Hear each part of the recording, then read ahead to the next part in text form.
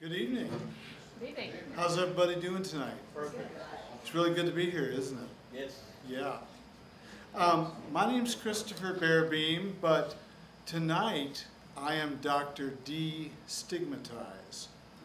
Because what I'm going to do is I am going to destigmatize mental illness. The mental illness that I have is bipolar.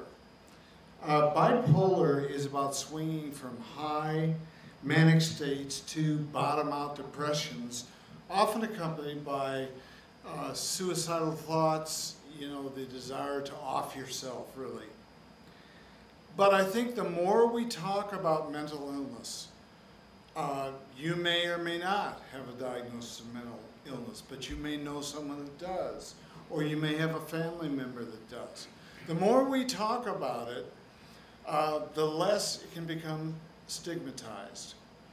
And what I find is that in the public and in the media, it often is stigmatized.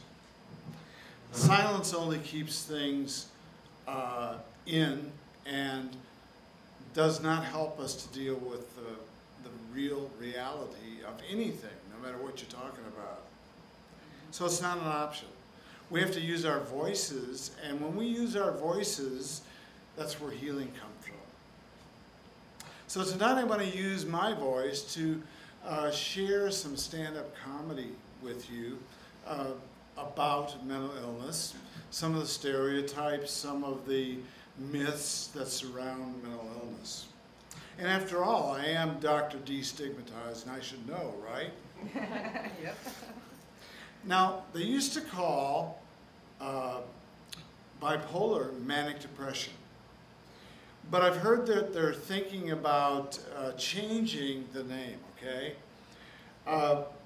What they'd like to call it is bout with high elation and down and out disorder.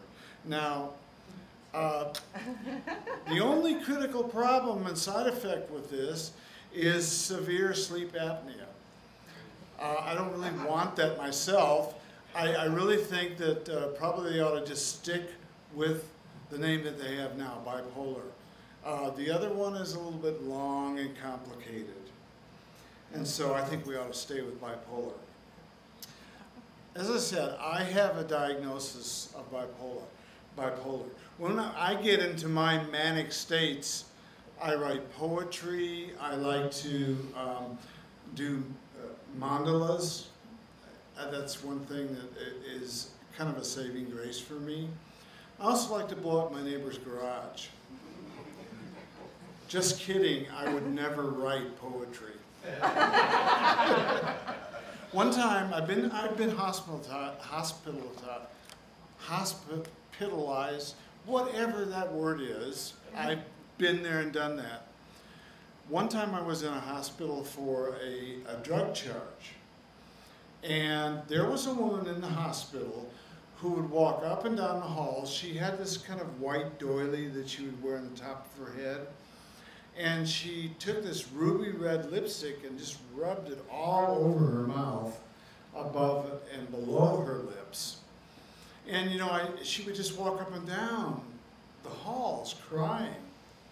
I thought to myself, that's kind of a strange behavior for the head nurse. It'll come.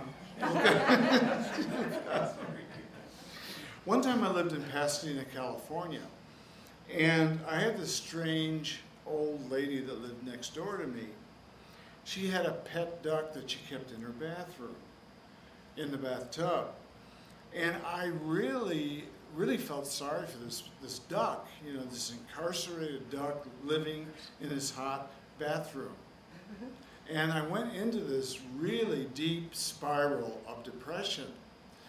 One night I heard her outside and she was calling her duck. She said, "Papa Queena, oh Papa Queena, where are you, my love, my darling? Where are you?" And so I kind of wanted to help her. I went outside and, the thing is, I'm fine with transgendered folks, but I'm really not sure about trans-species people yet. You're going to have to give me some time on that one to process that a little bit. So I kind of moved from Pasadena to San Francisco, and again, I went through this really bad depression. But it's a great place if you want to kill yourself because you got the Golden Gate Bridge, right? So I went up to the Golden Gate, climbed to the top, and there was a woman just up there kind of shriveled up and whimpering.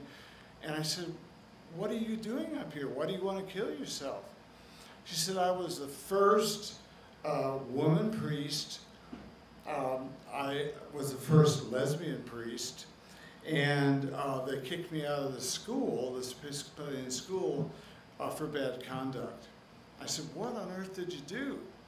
She said, "One time I was meditating and I heard this voice and said, 'Go slit the mascot cat's throat and then kill all the kids in the school.'"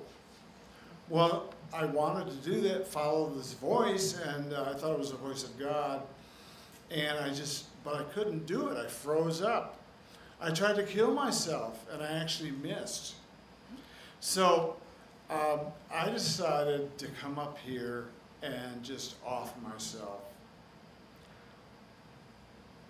And she said the reason that she was going to do this is because she told me that, I couldn't do 2 simple tasks that God told me to do.